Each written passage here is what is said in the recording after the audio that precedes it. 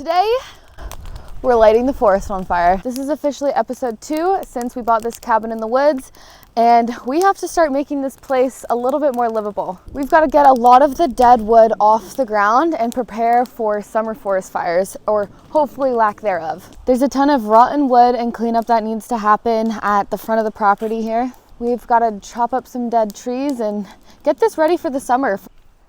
Oh, she's lit. Oh, she's out. All right, let's get some wood.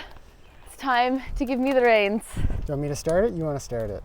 I would like to start it. For safety, you're going to put it on the ground this time. So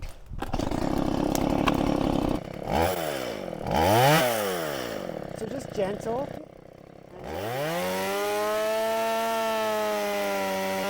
You don't have to pull the trigger all the way. Oh. Just go easy on it. It's so heavy. That's the lightest saw they make. Yeah! Thank you, Parks Woods. All right, I'm gonna go have lunch. No. You're too much fun.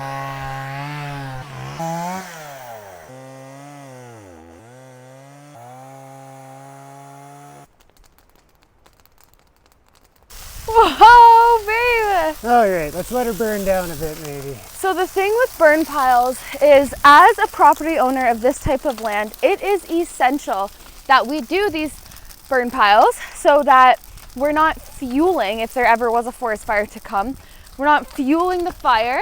And what is it called when they jump? Ladder fuels, so it can climb up the tree by hitting all the low branches and all the little skinny trees.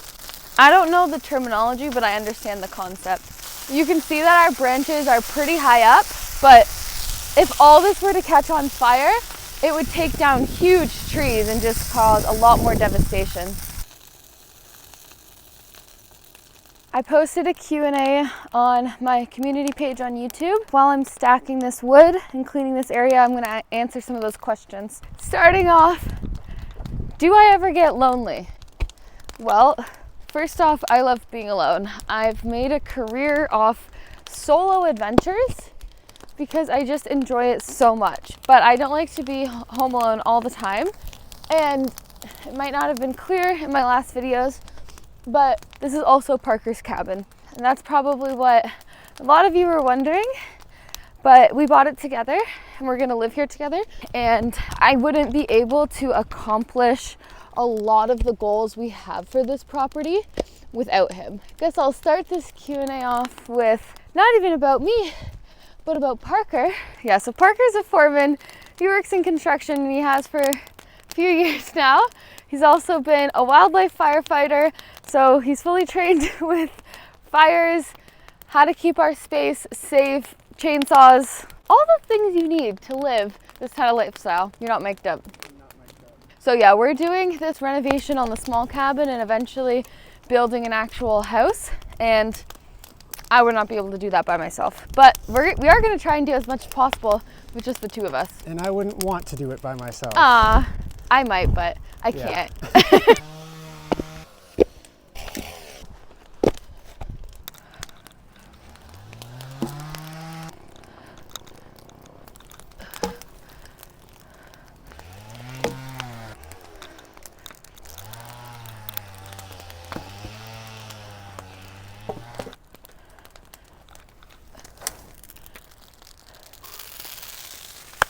We go to the woods to cut down dead trees and build things out of them. Now we're cutting down dead trees and we're just burning them.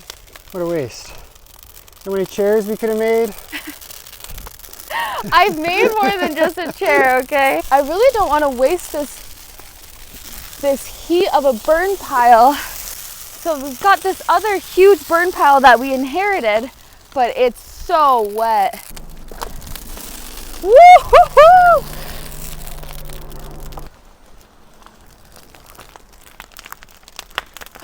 Cedar! Okay, another question you guys had was, what did my family think about me moving into the woods?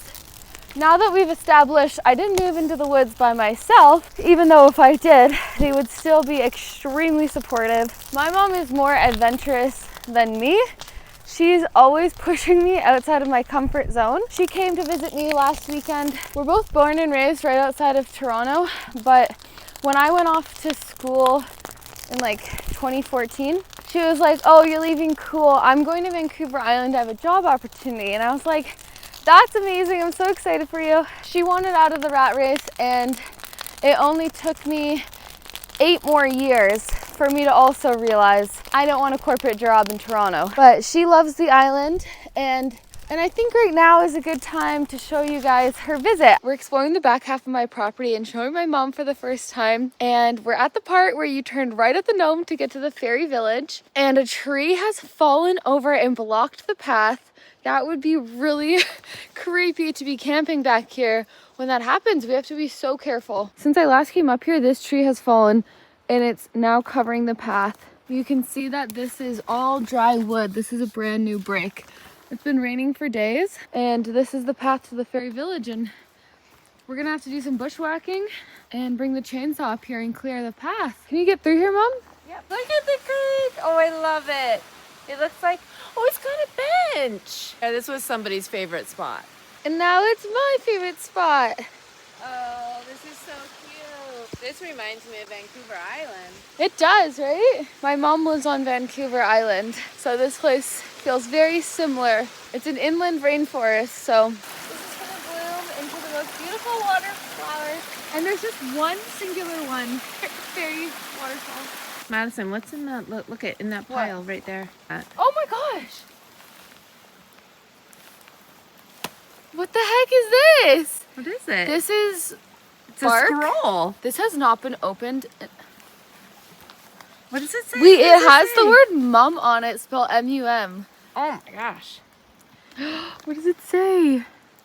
This one time I called my mom a squaw. She left a red handprint on my face and a sting of shame I still feel 25 years later. What the heck? Wow. The fact that this is about a mom and you just pointed that out. But it's not nice.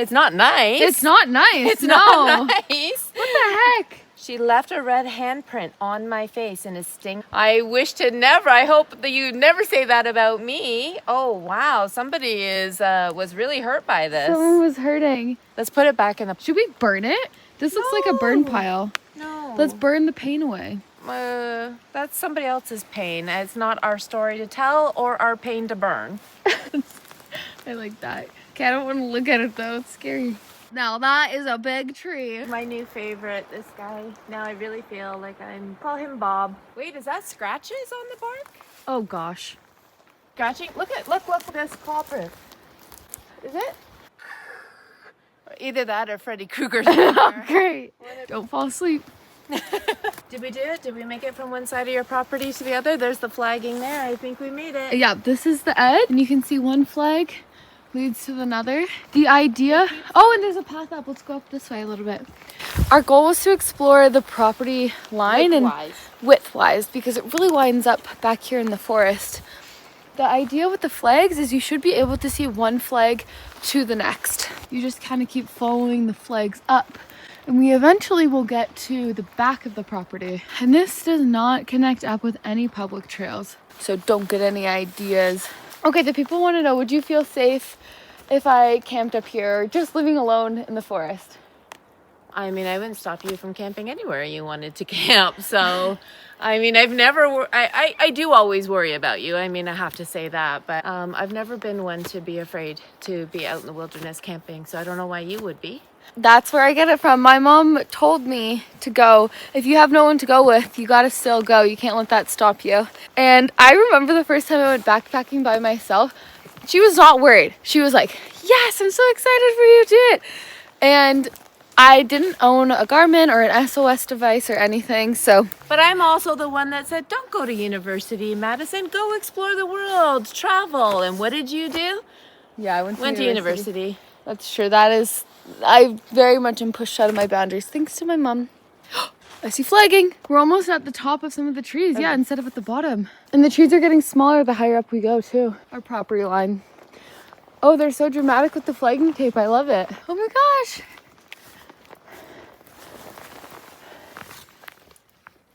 So anything past here and here, I do not own anymore. That's pretty cool. And it looks like it's dense, thick forest up there. Bear Highway. Oh, there's Kyro. Hi, Kyro. Kyro has been working so hard today, so it's time for him to eat. He's got his own little dedicated cubby. We are so tight for space in this cabin. We do plan to rip these out, but for now, this is where we store his food. I've been feeding him the Open Farm raw mix kibble, and as a topper, the freeze-dried raw. Open Farm is today's sponsor, so thank you so much. Open Farm is a Canadian company, and we love them because their food is made with humanely raised and sustainably sourced real ingredients. He started to develop some stomach issues and some bladder issues.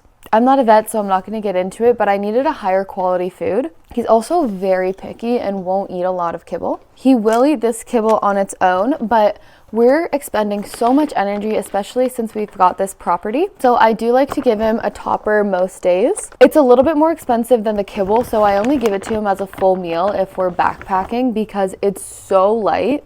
This saves a ton of weight on my back. This is their surf and turf recipe, so it's made with wild-caught salmon and grass-fed beef. I'm driving Kyro crazy by doing this, but he's learning patience. But the kibble has a higher protein content than most kibble, which is so important for our lifestyle. Okay, I'm gonna let Kyro enjoy his meal, and then we're going to get started with the rest of the day. Does anyone else's dog lay down when they eat?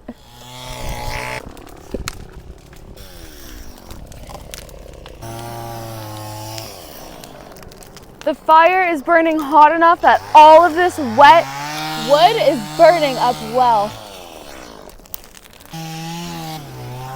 When you own a piece of the woods, land ownership is just moving wood from one place to another.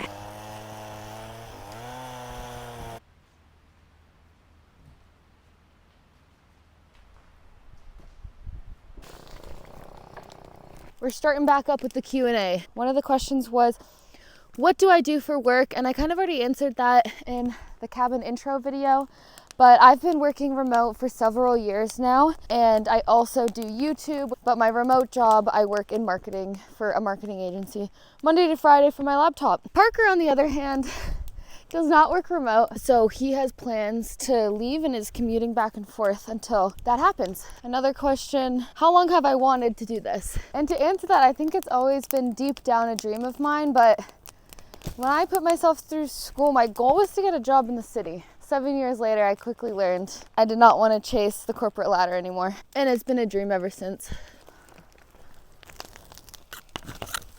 Okay, and working from home leads me into the question, what do we do for Wi-Fi? The service is pretty much non-existent out here. You get a tiny little bit if you stand in certain parts of the yard. So there is a cell booster that you can get to send text messages. Right now we're using Starlink, except it's not that strong because there's so many trees. We would have to install it on top of trees. Oh my gosh. We're pretty sure we have a way to connect to an internet provider like TELUS or something that's local, so we'll figure that out.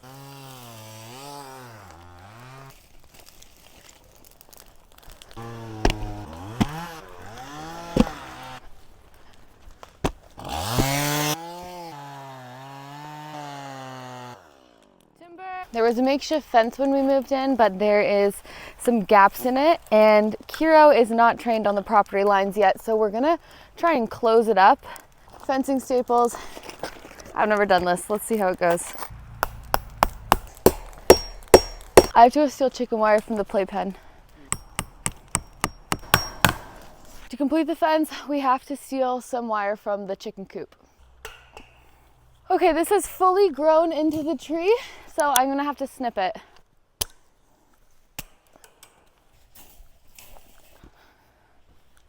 Some temporary janky fence work, and now I've got to put stuff in the bottom to block it so the dog can't get out.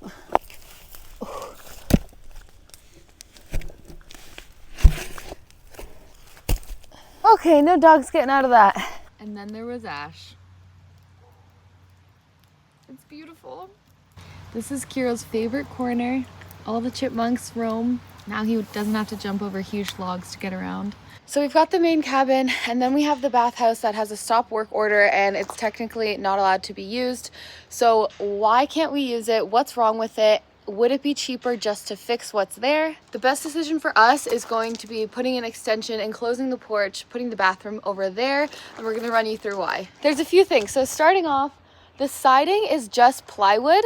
It's not waterproof. The exterior walls were built with 2x4s, so they don't have enough insulation for this area to bring it up to code. It should be built with 2x6s. To bring it up to code, we would have to rip off the drywall, build up the 2x4s that are there, and put in more insulation. So if we come around the back of the bathhouse, unscrew the boards into the crawl space, it's not properly insulated or heated, so the pipes would freeze in the winter. Whoever did the plumbing put it through the floor joists, so it would all have to be replaced because that's integral to the structure. The foundation is just wood blocks on the ground, which would rot over time. We would have to dig out underneath the four corners to put a concrete foundation.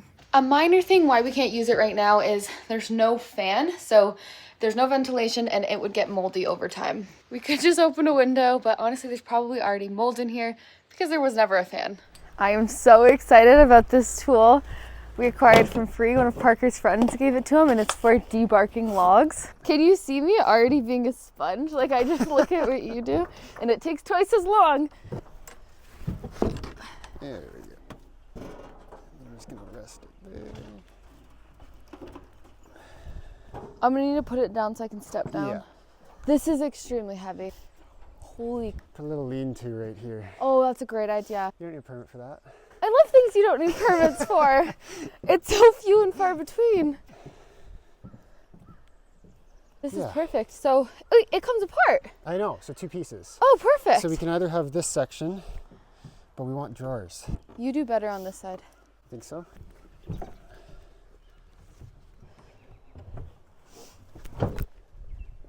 But yeah, the vanity was free. Parker got this vanity for free, and we're gonna chop it in half and use that in our bathroom extension for the cabin.